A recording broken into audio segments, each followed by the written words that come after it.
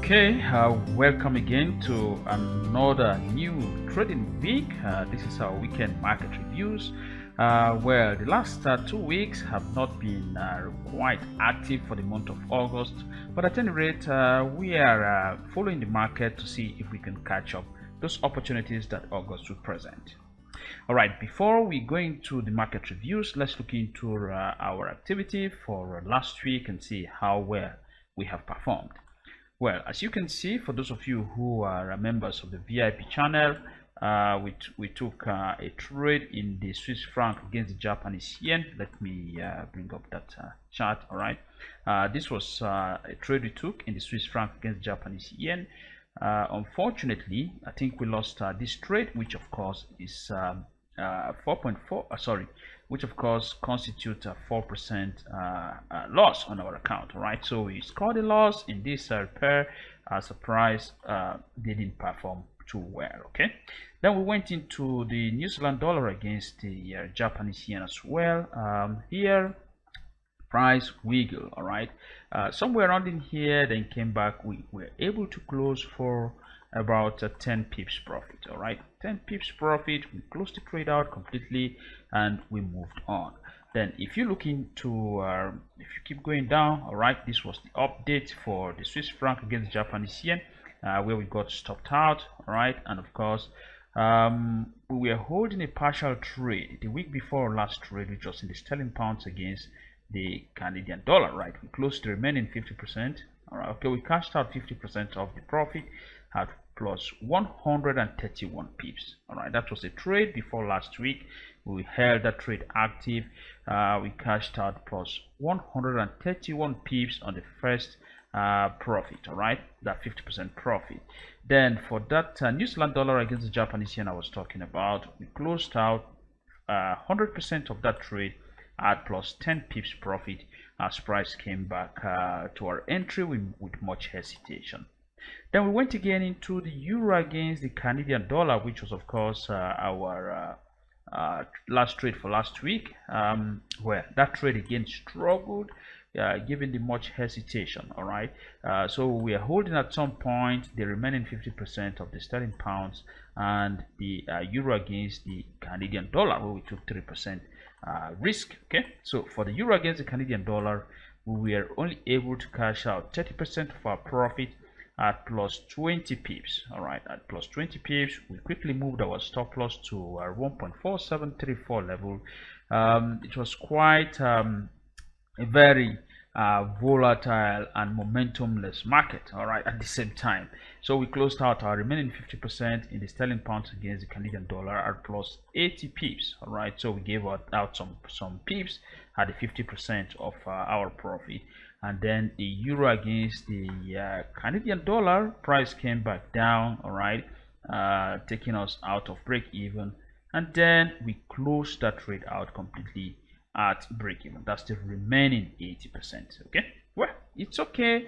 By now we have recovered, but then we still believe the next 2 weeks for this month will give us better trading opportunity. All right, so we have been struggling for this month, but don't you worry.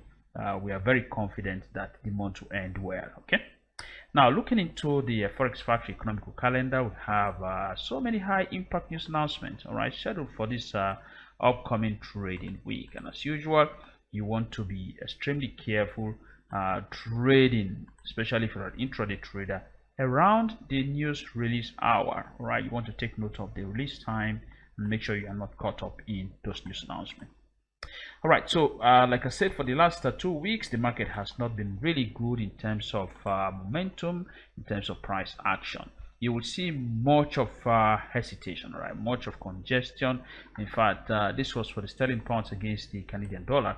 We are expecting price to push to the upside, okay? But the hesitation is just too much. It's just too much. You can see this is now a valid resistance, and this is now a valid support. And of course, price is trading just within that range. Okay, so it's a range, really bad. I don't like that type of price behavior. Then the American dollar against the Swiss franc, you will also find the same type of low volume market you see how price has been hesitating. If you count the number of days for the past 2 weeks, price has been sideways, okay, flipping up and down, making it extremely difficult to trade. Also, the euro against the sterling pounds, you will find that again sideways price behavior in the daily time frame. Price has been flipping up and down, making it quite difficult to trade.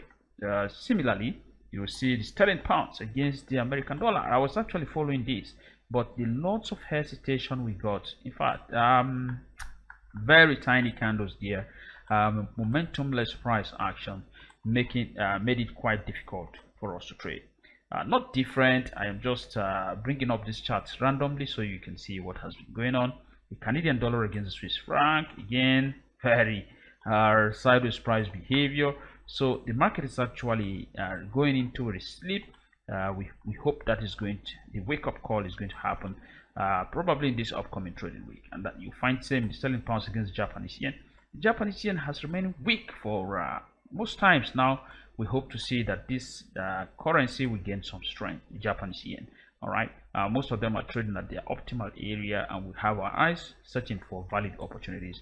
As you can see, here is a sideways bias, although price is trading around resistance, but there is no sign of a rejection at that area.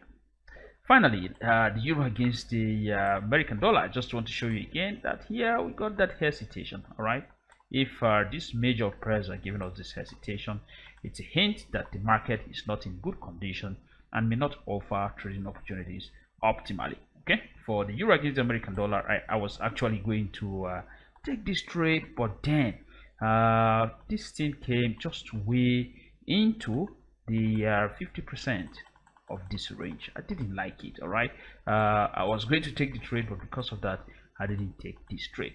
I always like to see something like this, maybe not too far from the breakout point. Okay, maybe around in there. Okay, that would have been good. Not this one. This one is too far. Now we are very close to that level of support. All right, and that is why I didn't take that trade. Well, at any rate, don't you worry. Like I said, we are always here. Just be patient, save your money, don't be in a hurry. All right, because if you trade in this market condition that is not too good enough for us, you are most likely going to lose money. Okay? So stick around, find something good, we'll let you know. Bye for now.